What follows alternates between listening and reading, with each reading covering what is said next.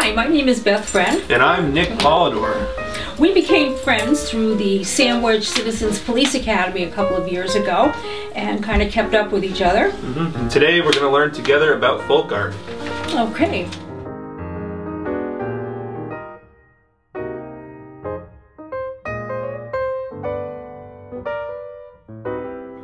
Well, in the simplest of terms, American folk art is a style of painting, sculpture, and so forth.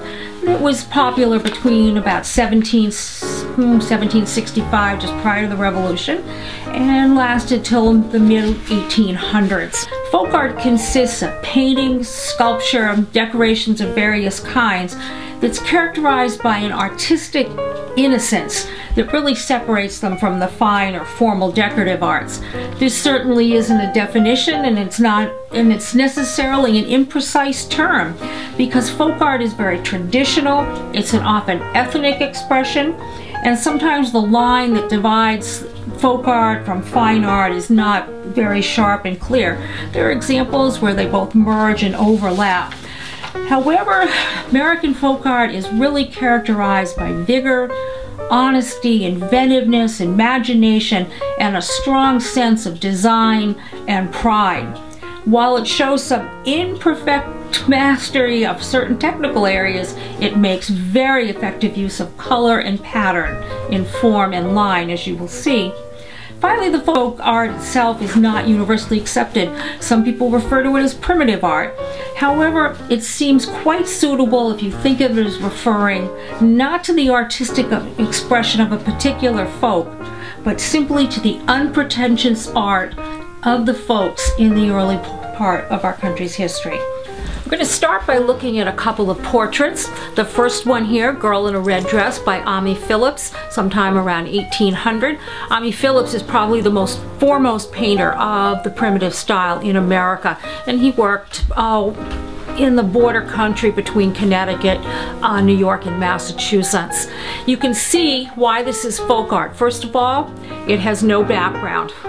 They had lacked the technical skills for a lot of details, so the background is gone. Secondly, if you look at the shape of the hands, they're very poorly articulated. They're not realistic looking. Also, it has elements that all folk art paintings of this time seem to have, which is the sitter is wearing a coral necklace, supposedly to ward off ill health and so forth. The second portrait on the others next to her is it's another portrait by Ammi Phillips, and there are things to look at in this. The shape of the body. This person is an absolute cylinder. There's no attempt to articulate a realistic body. Again, her hands are not very well done. He has done a very good job with the face. That's something the itinerant artist would focus on. But once again, there's no background.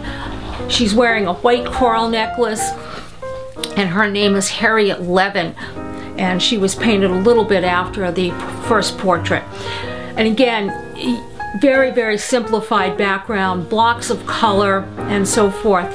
But again, not what you would see in some of the really fine art paintings of individuals. They're very simple, they're very straightforward.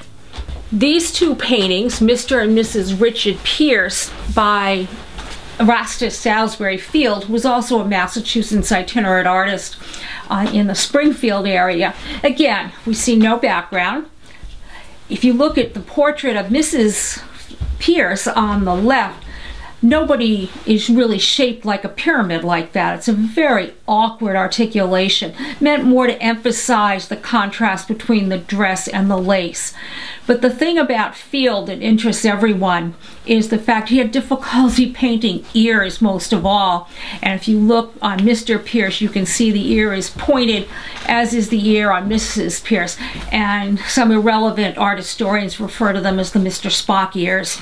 And all of Field's paintings have this particular characteristic. Again, as I've said before, big blocks of color, very simplified blocks in the painting. The painting is essentially a pyramid with an oval on top of it, and poor articulation of the hands. So Beth, what mediums does folk art encompass? Well, it can be anything, such as the paintings that we've looked at. Folk art spread into just about everything, into sculpture, into landscape painting, headstones and tombstone memorials. It was more or less a style, not that it stayed with one particular medium. It wasn't all paintings. It was the style, the emphasis on the simplicity, the emphasis on the pride and accomplishment, and the emphasis on the color and the form that made the work stand out, as opposed to just being known for one medium. So tell me a little about yourself. How did you get interested into folk art? Well, a long time ago, I graduated from college and I had a very useful degree in the history of Chinese folk art painting. Actually, Chinese landscape painting, same thing. Couldn't find a job doing that. So for the next 30 years, I worked in the counseling department at Dennis Yarmouth High School. But when I retired, I got back into art. And I like folk art because it's simple, it's straightforward, it's not fussy, and to me, you really see the individual come out in it. The folk artist would take a very common thing, say a gate to go into a backyard, and they would paint a flag on it to show pride in their country. It was that kind of just spontaneousness or spontaneity that brought me to the folk art. Alright, so if I'm local in town and I wanted to see some examples of folk art, where would I go? Well, first thing you can do is knock on my front door. I'd be glad to show you mine. Or you can go to the Heritage Museum and Gardens in their Arts and Crafts building. They have a wonderful exhibit of early American folk art in there. Notably, they do have some Erastus Salisbury Field that would be great to look at. They also have some tavern and shop signs and so forth that would be wonderful. The Cahoon Museum, if you want to look at contemporary folk art, you can go and look at the work of Ralph and Martha Cahoon at the Cahoon Museum on Route 28 in Cotuit. That's for a start. And if you want to make the big trip to Boston, they do have an American art wing, and there are some wonderful examples there. Alright, awesome. Alright. Well, I hope that provides a good intro to the world of folk art, and we'll be back to learn more. Thank you, Nick. It's been a pleasure. Thank you, Beth.